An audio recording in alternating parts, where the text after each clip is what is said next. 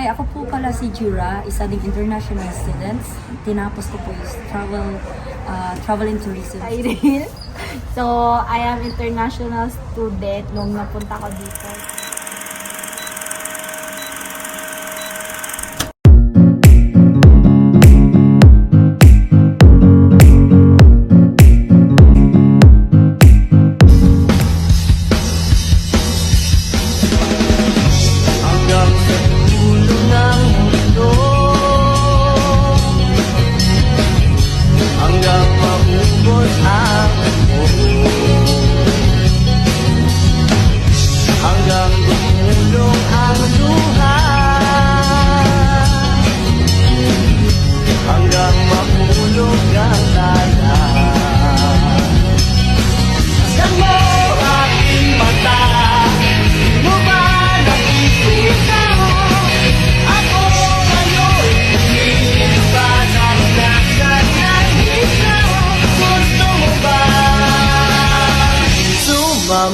So, hello guys! Welcome to me! Happy Canada Day to everyone! So, nandito tayo ngayon sa Dominion Park dito sa BAM. Look who's behind me! O, diba? So, ngayon, wala tayong ganap. Dito lang, bigla ang lakad. Hindi napunta kami ng BAM nang hindi inaasahan. So, medyo maulan siya, which is okay lang. Gustong gusto ko to. Ito yung favorite kong weather pag gumagala. Medyo may patak ng ulan. O, di ba? Since takot kasi tayo sa sikat ng araw, I will enjoy this moment. Ay, bongga! So, samahan nyo kami. Oh my God, may lovers dito. So, samahan nyo kami at iikutin natin ang basa-basang lugar ng BAM today. Tada! 3, 2, 1, jump! Okay, again. 3, 2, 1, jump! Hi, ako po pala si Jura, isa ding international students. Tinapos ko po is travel and tourism sa CADEN since last 2020. Nanggaling din ako sa Middle East, kagaya ni Jeriel Ramos. Nag-take lang ako ng 2 years program, tapos nag-internship ako sa WestJet. Tapos after graduate, nag-COVID, so wala kami makuhang work related sa travel and tourism dahil nag-shutdown yung tourism at saka travel industry during COVID. So I work as a food service supervisor sa dati kong department where I was studying. Nag-take lang ako ng experience para mag-apply ng Canadian Express Entry. And then, after ko mag-apply, naka-receive lang ako ng PR application within 6 months. And then, after COVID, nag-apply ako ng customer service agent sa isang airlines company dito sa Calgary, sa Canada. Yun ang work ko this time, at the same time, pa rin ako sa service agents. So, way back being international student, kailangan mo talaga ma-experience yung struggles. Not no struggle na mawawalan ka ng pag-asa, but at the same time, mayroon kang courage na ipagpagay yung pag-aaral mo kasi at the same time mag-work ka, nag-aaral. So, nakakapagod ka, challenge is worth it. Tapos, and then, yung struggle na mga ginawa namin is nagbunga naman. Nagkaroon kami ng PR residents namin dito sa Canada along with my husband. Tapos, probably after 5 years, nag-apply kami ng citizenship namin. At yun, nakapag-apply na kami. Tapos citizen na kami ngayon. It's our first Canada Day being a citizen in Canada. So, it's rewarding. At least nakapag-travel din kami na hindi na namin kailangan ng visa. Yun din yung advantage ng Canadian citizen. yun lang po. So, sa mga international students, I know na nag-aaral pa kayo, huwag kayong mawala ng pag-asa. And then, lahat ng mga struggles nyo din sa bandang huli. Since nandito naman kayo, ipagpatuloy nyo lang, enjoy life, and then, yeah, just pray. And everything na mga pagod nyo, buyat, aral, later on, there is winning. So, like, hindi mo naman yun makukuha lahat ng mga blessings at mga wins mo kung walang mga struggles sa buhay mo. So, go for it, pray, at saka tamang process lang, at saka tamang plans na dapat gawin. Thank you. And good day. Hi, I'm Cyril. So, I am international student nung napunta ko dito. So, September 1. Yung start ko ng school. So, 2018. Then, brief history sa akin is nag-work ako sa restaurant. Then, after 3 months, nakakuha ako ng job inside the campus. Tapos, after inside the campus job, nakakuha ako ng home care job. Tapos, by 2019 ata, nakakuha ako ulit ng another job. So, 3 yung job ko, Tim Hortons. After pandemic, nakakuha ako ng another job, Tim Hortons. So, 3 na yung job ko by 2020. Then, by 2021, nakakuha ulit ako ng job for WestJet. Pero, drinap ko na yung campus kasi wala na yun. Tapos na ako. So, to be remembered, so pwede ako nun magtrabaho unlimited kasi nasa campus ako as a student. So, na finance ko naman yung tuition fee ko for the next year. Tapos, nag-pandemic, nagtatrabaho pa ako ng pandemic, tapos nagkaroon ng PR to PR. So, naswertehan ko yung PR to PR. So, na-late din yung PR ko. Di ko alam. So, late na yon, mga 2024. Pero by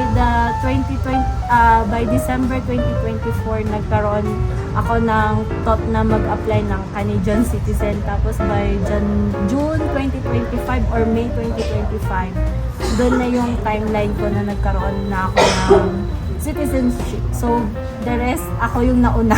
Ako yung nahuli, pero ako yung nauna. So, sabi nga, when the right time comes, so, ikaw naman yung uunahin. So, parang, ano ba yun? Parang suntok sa buwan yung pagpunta kasi hindi naman talaga gusto ko mag-Canada. So, mostly gusto ko talaga sa Middle East. Galing ako sa Middle East. Pero ngayon, parang okay lang. Na-embrace na kasi as a Canadian citizen, mabilis na ako makapag-travel. Since nagtatrabaho din ako sa WestJet, yung last work ko. So, tama lang kung yung advice sa mga student, be strong, tapos be resourceful kasi kailangan financially, emotionally din kasi nakaka-depress pag mag-isa ka lang, pero okay lang, embrace kung ano yung meron ka, yun lang, and be thankful. Ako si Joe. Siguro pamilyar na kayo sa pagmumukha na to mga guys. Istorya ko or ang Canada, buhay Canada ko, dumating ako dito as international student noong December of 2018. Nag-start ang school ko January 2019, bali winter intake. So, dire-diretso yun dito kasi sa SAIT, Southern Alberta Institute of Technology. May winter intake yung program ko na Architectural Technologies. So, natapos ko siya less than 2 years lang. Pero equivalent nun 2 years mga guys. So, yun. international student ko. Noong time na yun, medyo gaya rin ng iba. Or gaya rin ng mga nararanasan ng mga estudyante ngayon. Hindi mahirap, hindi rin madali. Sakto lang. Depende sa kung ano yung preparation mo. So, ayun mga guys, nakagraduate ako April 2020. First job ko ay kasi mahirap na mga guys kasi COVID, maraming hadlang sa paghahanap ng trabaho. Hindi ko sa overacting, pero nung time na yun mahigit 100 na resume ako. Sa 100 na yun, dalawa lang yung nag-response. At isa doon yung naswertihan na nagtiwala sa akin na hinala ko. So yun yung unang struggle ko nung nagpunta ako dito. Tapos nung student ako, sa naging struggles ko is yung part-time job. Kasi nga syempre dapat kasi pag international student ka dito, may hindi ka lang mentally prepared, dapat financially din. So yung ipon namin talaga hindi ko ginagalaw yun para sa tuition fee. Kaya lang syempre may mga big bills, may mga expenses ka dito na dapat paglaanan din ng pera. So limitado lang yung aming oras sa pagtatrabaho. 20 hours pero ako ginagawa ko 18 lang. Kasi nga nag-iingat din kami. Ayoko sumobra. Dahil nga syempre ayaw ko ma-break yung law. So yun, fast forward mga guys, after kong maka-graduate, nakahanap ako ng trabaho. Nakapagtrabaho kasi estimator, yung unang job natin. Tapos after 6 months, pwede na ako nung time na yun pwede na yung 6 months experience para makapag-apply ka ng nomination. So nagpa-nominate ako, na-nominate naman sa awa ng Diyos. Then the next year after that, yun na yung TR to PR. So kami yung batch, nung unang batch nung naka-experience nung totoong talagang TR to PR. Yan. Kasama ko yun si Cyril. So after nun, na-PR kami 2023, September 2023. Masaya kami nun kasi syempre kahit sino ba naman yung hindi nangangarap na magkaroon ka ng maayos or permanenteng status dito sa Canada. So okay na sana kami nun mga guys, kaya lang naisip ko after that nakakuha ko ng another 2 years as permanent residency. Nag-apply naman ako ng citizenship. Wala lang, ng time na yun parang try ko lang kasi syempre nandun ka na, gusto kong makumpleto yung yung journey ng isang international student na naging PGWP holder hanggang sa maging permanent resident, at yun na nga yung huli, yung citizenship. So nag-apply ako lang kasi si Mrs. talaga, hindi ko na siya pinilit. Gusto ko yung sarili na lang niya na desisyon kung gusto niya o hindi.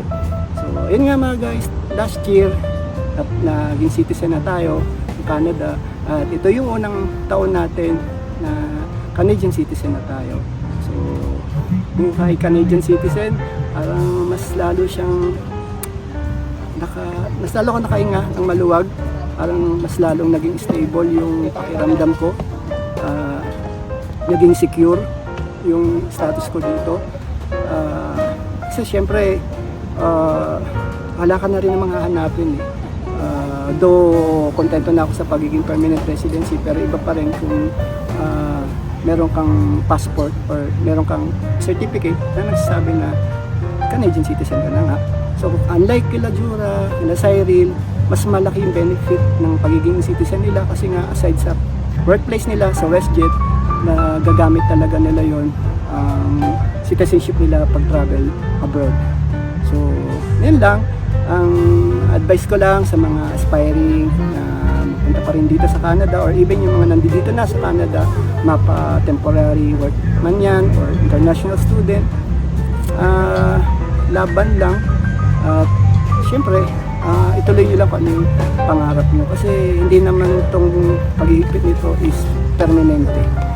Dito sa Canada, ang natutunan ko, ang naobserbahan ko, taon-taon halos nagpapalit sila ng rules, may pagbabago, aalisin nila yung isang pathway pero may papalit naman silang panibago. So ganun lang, walang tayong mawalan ng pag-asa. Huwag tayo makikinig sa iba na scam ang Canada. Yung mga nagsasabi noon kasi siguro may mapait silang naranasan dito sa Canada. Sana hindi maging hadlang yun para panghinaan kayo ng loob. So ayun lang mga guys, at Canada Day, mag-iikot-ikot muna kami dito sa Banff. At ayun nga pala, short short story lang. Dito kasi sa Banff, yung unang punta namin na magkakasama is mga student pa kami, mga international student, temporary. Nagkataon lang kanina na nagkayayaan kami pupunta dito. Out of the blue, naisip ko, ito nga pala yung unang pagkakataon din namin magkakasama as Canadian citizen and permanent resident na dito sa Canada. Ayun lang, na-share ko lang mga guys, not to brag, but to inspire lang. So mga guys, see you na lang sa susunod na ating vlog. Siguro mag-uumpisa na ako ulit mag-edit ng mga videos kasi may oras na tayo. Mga guys, naman natin si Cyril. Vlog pa. Yung istorya ni Cyril kasi na bakit yung PR niya, hindi niya pa alam na PR na siya kasi mahabang story yan mga guys. Kung ano man yun, hindi natin problema. Basta siya, medyo exciting na nakakakaba yung PR niya, yung process. Kasi last minute yun eh. Kaya dahil sa kwento niya kanina, sabi ko sana elaborate mo para ma-inspire pa lalo yung iba. paano kasi 2021 tayo apply. Sabay kami niyan sa PR to PR. Oo. Yung sa akin lumabas na, Oo. yung sa kanya, Wala pa. tagal. Inabot ng 2024. So, mga January na yun. January na. Tapos, ang doon is, nasa mail na yung PR card. Ay, hindi niya pa alam. Hindi ko pa alam. Tapos, nag-apply ka ng citizenship, dun mo lang nalaman na PR ka na. Oo, basta January 2024. Nag-try ka lang nun eh, no? Oo. Yun. Kaya mga guys, mga bagay na akala mo hindi para sa'yo, pag lagi niyo pagdadasal. Kasi kung meant to be para sa inyo, wala naman posible. Yan si Isay, maganda yung storya. Magandang story na. Ayun, nag-enjoy ka Kasi naman. naghirap. Naghirap, tama yan mga guys. Naghirap. Walang shortcut. Hindi nag-short. Kaya ganun talaga. Madaming pinagdaanan. Pero ngayon, tignan mo, ini-enjoy na lang nila. Nagkataon pa sa WestJet siya. Kaya natatravel niya na yung mundo. Ilang bansa na napuntahan mo pala? Sai. Hindi ko na basta dami na. Ayan, yun yung benefit, isang benefit ng Canadian passport. Kasi nga, mas pabor sa kanila yon sa WestJet kasi isa sa benefits nila yun. Hindi dahil gusto lang nila. Sayang kasi, di ba, pag di nyo ginamit, sayang. Tsaka yan, pag meron naman Ito, passport, mas madali. Oo. Pero kung Philippine passport, ang hirap. problem, may question. Oo, Hassle. laging, na iiwan. Madami naman akong visa sa US, sa Actually, di naman siya hirap mag-apply kasi sa travel history, kaya lang iba pa rin talaga kapag, blue passport. Pag Diba? may blue passport ka, tapos parang ano ba yun? Umaano na lang sa digdig. Tumulusot na lang. Ayun mga guys. Mga ganon. Binablog namin to para hindi kami parang magyabang ba. Gusto lang namin mag-inspire. Kasi nga kami, pagdaanan na namin lahat ng hirap din. Hindi man ganun kahirap ngayon, pero syempre pare-pares lang naman yung pinagdaanan natin. Tsaka magkakaiba lang ng naging sitwasyon. Oo. Hindi naman ako talaga Wala naman kami. Ako, hindi ko rin naman. Ito na lang meron kami.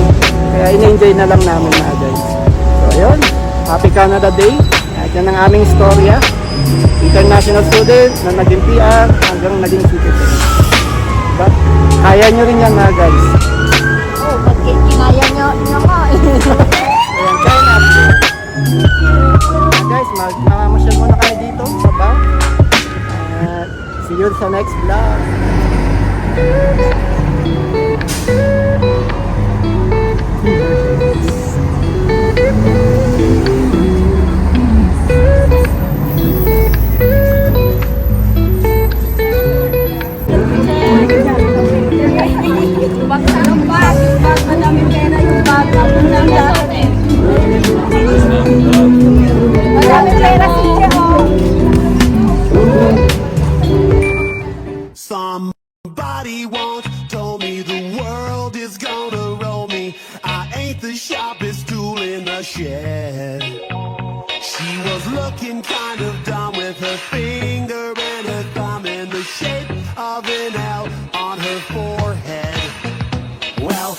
start coming and they don't stop coming. Fed to the rules and I hit the ground running. Didn't make sense not to live for fun. Your brain gets smart but your head gets dumb.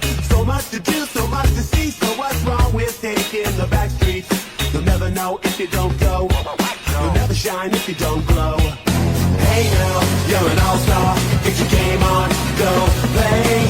Hey now, you're a rock star. Get the show on, get paid. Only shooting stars break the mold. It's a cool place.